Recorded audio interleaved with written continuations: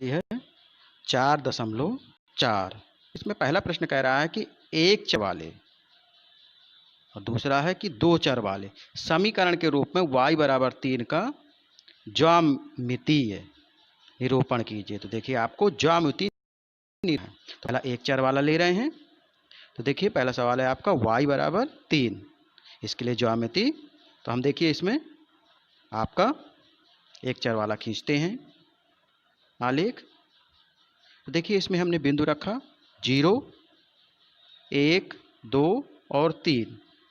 तब चूंकि यहाँ पे आपको y बराबर 3 को प्रदर्शित करना है, तो हमने बिंदु 3 पे y बराबर 3 को प्रदर्शित कर दिया।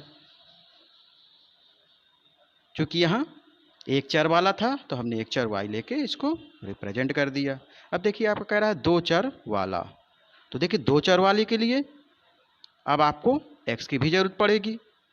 तो हम ले सकते हैं y बराबर 3 या इसे लिख सकते हैं 0x प्लस वाई बराबर 3। अब यदि हम सारणी बनाएं, जैसे जैसे x के मान रखेंगे y का मान निकल जाएगा।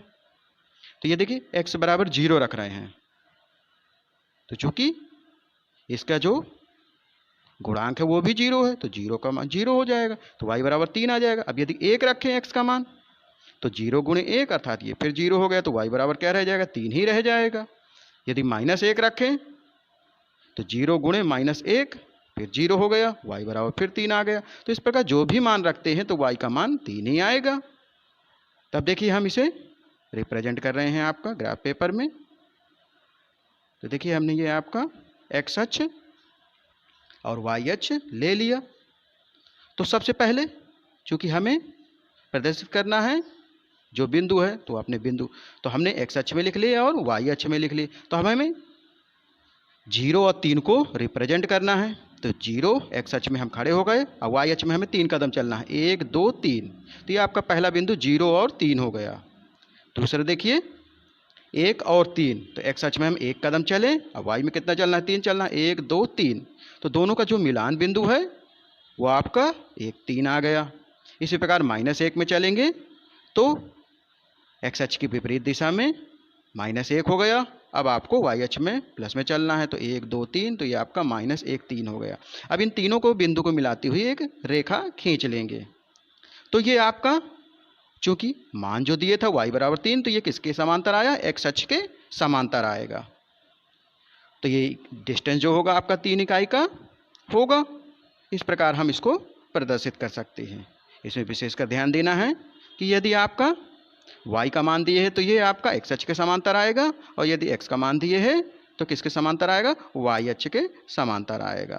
तो इस तरह आप इसे हल कर सकते हैं। देखिए ध्यान देंगे, इसी प्रश्नावली का दूसरा प्रश्न क्या कह रहा है कि एक चर वाले और दो चर वालों के रूप में आपको ज्यामिति निरूपण करना है। समीकरण के रूप क्या दिए हैं, समीकरण के रूप में 2x प्लस 9 का ज्यामितीय निरूपण कीजिए। तो आपको 2x प्लस 9 का ज्यामितीय निरूपण करना। तो पहले ले रहे हैं एक चर वाले में। तो देखिए एक चर वाले में हम इसे यदि लिखना चाहें तो आपका 2x प्लस 9 है, तो 2x बराबर क्या लिख सकते हैं, 9 को पक्षांतर कर देंगे तो क्या हो जाएगा, -9। तो x बराबर क्या आ जाएगा, -9/2। तो इसका आधा कितना हो गया, -4.5। तो अब देखिए हमने रेखा खींची। अब 0 से हम चूंकि इसमें माइनस लिए हैं तो हमने पूरी रेखाएं खींच ली। पहले प्लस में 1 2 3 4 5 तक लिया और माइनस में 1 से 5 तक लिया। अब आपको रिप्रेजेंट किसको करना है, -4.5 को। तो हम 0 के विपरीत दिशा में जाएंगे x अक्ष के, तो -1 -2 -3 -4 -5, और -4 और -5 के ही बीच में आपका -4.5 होगा, तो वहाँ हम इसको रख देंगे। तो ये आपको प्रदर्शित हो जाएगा 2x प्लस 9 या x बराबर -9/2। अब देखिए इसी प्रकार अगला ले रहे हैं दो चर वाले के लिए। अब इसमें आपके दो चरों की जरूरत पड़ेगी क्योंकि इसमें y है नहीं है, तो हम इसे ले लेंगे 2x प्लस 9 बराबर 0। अब इसमें y को हम यदि गुणांक ले लें 2x प्लस 0y प्लस 9 बराबर 0। चूँकि अब देखिए y रख दिया तो इसमें कोई अंतर पड़ना नहीं है। तो यदि 2x बराबर लिखें तो क्या हो जाएगा, -9 -0y। तो यदि x बराबर निकालें तो क्या हो जाएगा आपका, -4.5 -0/2y। तो अब इसके जैसे जैसे मान रखेंगे इसके मान में परिवर्तन होगा। अब चूंकि x y के हमें मान रखने पड़ेंगे, तो हमने यदि y बराबर 0 ले लिया तो x बराबर क्या आ जाएगा, 2x बराबर -9। तो x बराबर क्या आ गया -9/2, भाग देने पर क्या आया -4.5। तो पहले बिंदु हो गए 0 -4.5। दूसरा यदि हम y बराबर 1 ले लें तो 0 का 1 से गुणा होगा तो क्या हो जाएगा आपका 0 हो गया। तो हमारा फिर वही आ गया 2x बराबर -9। तो अर्थात x बराबर कितना हो जाएगा -4.5। अब इसी प्रकार -1 रख के देखेंगे तो -1 यदि y बराबर -1 रख रहे हैं तो आपका ये 0 हो गया। तो 2x बराबर क्या आ गया -9 आ गया। तो x बराबर क्या आएगा -9/2, अर्थात x बराबर कितना आ गया फिर -4.5 आ गया। अब इसी प्रकार 2 रखेंगे और -2 रखेंगे तो इसी प्रकार आपके जो x के वैल्यू हैं वो बदलेंगे नहीं और y के आप चाहे जो भी बदल सकते हैं। अब देखिए इसे हम ग्राफ पेपर में रखते हैं, क्योंकि यहाँ हमें x का मान दिए हैं तो ये किसके समांतर आएगा y अक्ष के समांतर आएगा। जब भी x का मान देते हैं तो y अक्ष के समांतर आता है और y का मान देते हैं तो x अक्ष के समांतर आता है। तो देखिए अब हम ले रहे हैं ये आपका, तो हमने ये आपका x अक्ष और y अक्ष खींच लिया। अब इस x अक्ष की विपरीत दिशा में ऋणात्मक दिशा में जाएंगे 0 -1 -2 -3 -4 -5 तक गए।